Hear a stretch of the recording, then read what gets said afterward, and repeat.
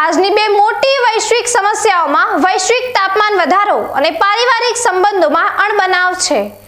શું આ સમસ્યાઓનું કાયમી નિરાકરણ સંભવ છે?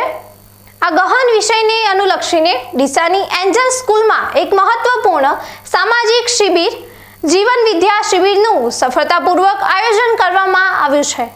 તારીખ 5 નવેમ્બરથી 9 નવેમ્બર દરમિયાન આયોજિત આ શિબિરમાં સમગ્ર ભારતમાંથી 100 જેટલા ભાઈઓ અને બહેનોએ ઉત્સાહપૂર્વક ભાગ લીધો છે।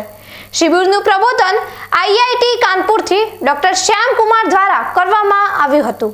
ડોક્ટર શ્યામકુમારે શિબિરાર્થીઓને પારિવારિક સંબંધો કેવી રીતે મજબૂત બને તેનું પ્રેક્ટિકલ જ્ઞાન પૂરું પાડ્યું હતું।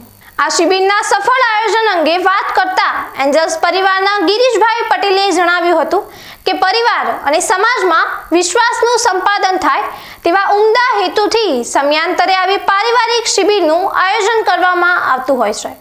તદનુસાર એન્જલ સ્કૂલ દ્વારા આગામી 2 જાન્યુઆરીથી 8 જાન્યુઆરી દરમિયાન 7 દિવસીય આવાસીય શિબિરનું આયોજન કરવામાં આવ્યું છે।